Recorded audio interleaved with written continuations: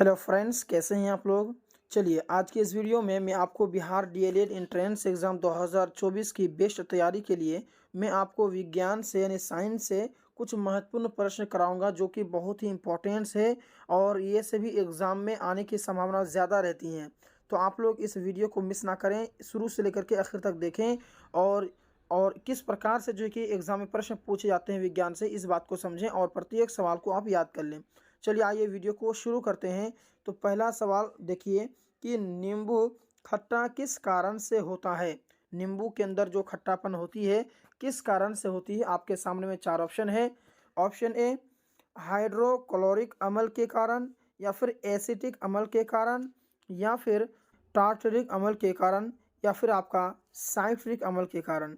इन चार ऑप्शन में किस कारण से नींबू के अंदर में खट्टापन होती है, नींबू खट्टा किस कारण से होता है, आपको बतानी है जी। तो इसका सही ऑप्शन हो जाएगा ऑप्शन नंबर डी, यानी आपका साइट्रिक अम्ल के कारण में जो है नींबू खट्टा होता है। ठीक है, चलिए अब नेक्स्ट सवाल आपके सामने है।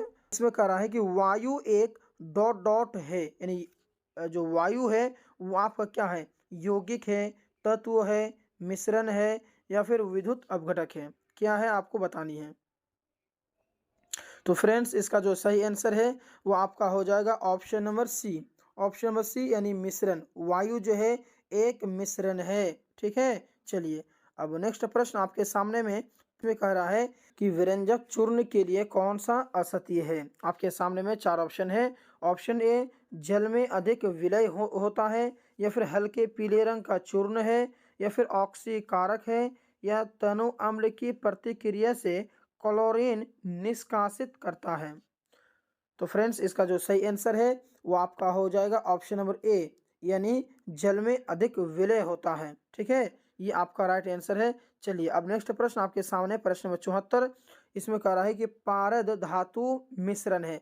पारद धातु मिश्रण है तो ये अति रंगीन मिश्र धातु होती है, या फिर कार्बन युक्त मिश्र धातु होती है, या फिर पारद युक्त मिश्र धातु होती है, या ऑप्शन नंबर डी अपघर्षण के लिए अति प्रतिरोधक वाली मिश्र धातु होती है। इसका सही आंसर कौन सा होने वाला है आपको बतानी है। तो फ्रेंड्स इसका जो सही आंसर है वो आपका हो जाएगा ऑप्शन नंबर सी, यानी पारद युक्त मिश्र धातु होती है। चलिए अब नेक्स्ट प्रश्न आपके सामने में, प्रश्न नंबर 75। इसमें कह रहा है कि कोयले का सामान्य प्रकार है, यानी कोयले का जो सामान्य प्रकार है वो कौन सा है। बिटुमिन्स, या फिर अर्ध बिटुमेनी, या फिर एंथ्रासाइट, या फिर कोक। तो कोयले का सामान्य रूप जो है दोस्तों वो हो जाएगा ऑप्शन नंबर ए, यानी बिटुमिन्स। बिटुमिन्स जो है ये कोयले का सामान्य रूप है। अब नेक्स्ट प्रश्न, प्रश्न नंबर 76। इसमें कह रहा है कि भारत का राष्ट्रीय स्तनीय है। भारत का राष्ट्रीय स्तनीय कौन सा है, गाय, मयूर, सिंह, या फिर बाघ। तो फ्रेंड्स इसका जो सही आंसर है वो हो जाएगा ऑप्शन नंबर डी, यानी बाघ। बाघ जो है भारत का राष्ट्रीय स्तनीय है। चलिए अब नेक्स्ट प्रश्न आपके सामने में, प्रश्न इसमें कह रहा है कि निरशंस प्राणी कौन सा है। निरशंस प्राणी कौन सा है, पेंगुइन, या फिर व्हेल, या फिर आपका ऑटर, या फिर कछुआ। तो दोस्तों इसका जो सही आंसर है वो आपका ऑप्शन नंबर बी बिल्कुल राइट होगा, यानी व्हेल। ये जो है निरशंस प्राणी है। ठीक है, चलिए अब नेक्स्ट प्रश्न आपके सामने में, प्रश्न नंबर जो है कि 78। इसमें देखिए प्रश्न नंबर 8। इसमें क्या कह रहा है कि जल से बाहर निकल लिए जाने पर मछलियां मर जाती हैं क्योंकि, यानी अगर हम पानी के बाहर में अगर मछलियों को बाहर निकाल लेते हैं तो वो मछलियां मर जाती हैं। क्यों मर जाती हैं, वजह क्या है। उन्हें ऑक्सीजन अधिक मात्रा में प्राप्त होती है इसीलिए, या फिर उनका शारीरिक ताप बढ़ जाता है इसीलिए, या फिर वे श्वास नहीं ले पाते हैं इसीलिए, या वे जल में नहीं चल पाती है इसीलिए। जी, तो दोस्तों इसका जो सही आंसर है वो आपका हो जाएगा ऑप्शन नंबर सी, यानी वे श्वास नहीं ले पाते हैं इसीलिए। ठीक है, चलिए अब नेक्स्ट प्रश्न आपके सामने में, प्रश्न नंबर जो है कि 9। इसमें कह रहा है कि मधुमक्खी कॉलोनी के सदस्य एक दूसरे को किस प्रकार पहचानते हैं। तो मधुमक्खी कॉलोनी के सदस्य जो है एक दूसरे को जो है वो नृत्य से जो है कि पहचान लेती हैं। किससे, नृत्य से। चलिए अब अगला प्रश्न है कि मनुष्य के जीवन काल में कितने दांत 2 बार विकसित होते हैं। तो आपके सामने में ऑप्शन है, ऑप्शन ए 4 या फिर 12 या फिर 20 या फिर 28। तो दोस्तों इसका जो सही आंसर है वो आपका हो जाएगा ऑप्शन नंबर सी यानी 20। अब नेक्स्ट प्रश्न आपके सामने में कह रहा है कि मनुष्य के शरीर में पैर की हड्डी क्या होती है, खोखली होती है या फिर सरंध्री होती है, ठोस होती है या फिर कीलक होती है। तो फ्रेंड्स इसका जो सही आंसर है वो आपका हो जाएगा ऑप्शन नंबर सी यानी ठोस होती है। मनुष्य के शरीर में पैर की हड्डी जो होती है वो ठोस होती है, ठीक है। अब नेक्स्ट प्रश्न आपके सामने में कि मनुष्य की खोपड़ी में कुल कितनी अस्थियां होती हैं, कितनी अस्थियां होती हैं। ऑप्शन ए में है 29, 30, 32, 34। तो देखिए मनुष्य की खोपड़ी में कुल अस्थियां जो होती हैं वो होती है 29। तो इसका ऑप्शन नंबर ए बिल्कुल राइट होगा। अब नेक्स्ट प्रश्न आपके सामने में कि आधुनिक मनुष्य के हाल का पूर्वज है, यानी अभी जो आधुनिक का मतलब होता है अभी जो दौर चल रहा है उसको कहते हैं आधुनिक। तो अभी जो है आधुनिक मनुष्य के हाल का पूर्वज क्या है, जावा मनुष्य या फिर क्रो मैग्नन मनुष्य या फिर नियांडरथल मनुष्य या फिर पैकिंग मानुस।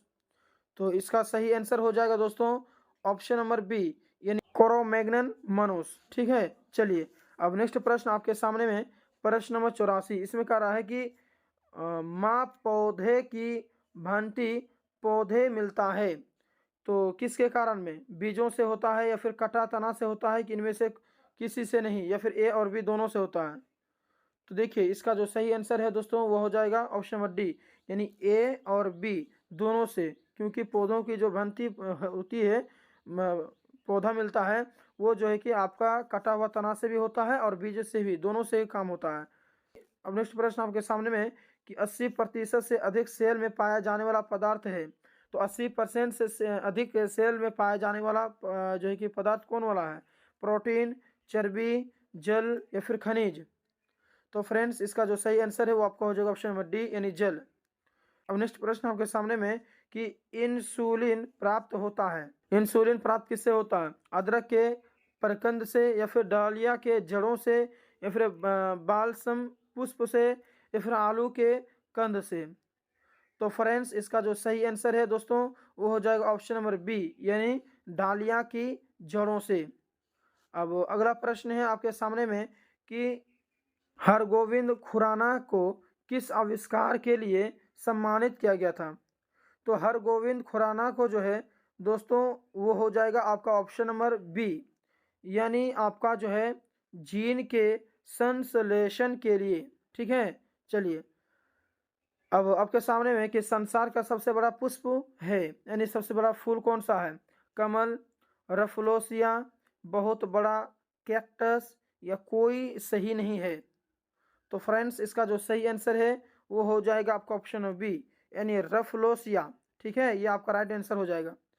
अब नेक्स्ट प्रश्न आपके सामने में तना कटा आमतौर से किसके प्रावधान के लिए प्रयोग किया जाता है, केला या फिर गन्ना या फिर आम या फिर कपास। तो दोस्तों इसका जो सही आंसर है वो आपका हो जाएगा ऑप्शन नंबर बी यानी गन्ना। तना कटा आमतौर से जो है कि गन्ना में ही यूज होता है, ठीक है। चलिए अब नेक्स्ट प्रश्न आपके सामने में कि मटर पौधा है तो मटर कौन सा पौधा है, शाक, पुष्प, झाड़ी या इनमें से कोई नहीं। तो देखिए इसका जो सही आंसर है दोस्तों हो जाएगा आपका ऑप्शन नंबर ए यानी शाक। पौधा जो है कौन सा पौधा है, मटर जो कौन सा पौधा है तो शाक। चलिए तो दोस्तों आज का ये वीडियो कैसा लगा एक बार कमेंट बॉक्स में ज़रूर बता देंगे आप लोग। अगर आप लोग इस चैनल में नए हैं, पहले बार विजिट कर रहे हैं तो प्लीज़ हमारे इस चैनल को सब्सक्राइब कर लेंगे, लाइक तो ज़रूर करेंगे। मिलते हैं नेक्स्ट वीडियो में, धन्यवाद।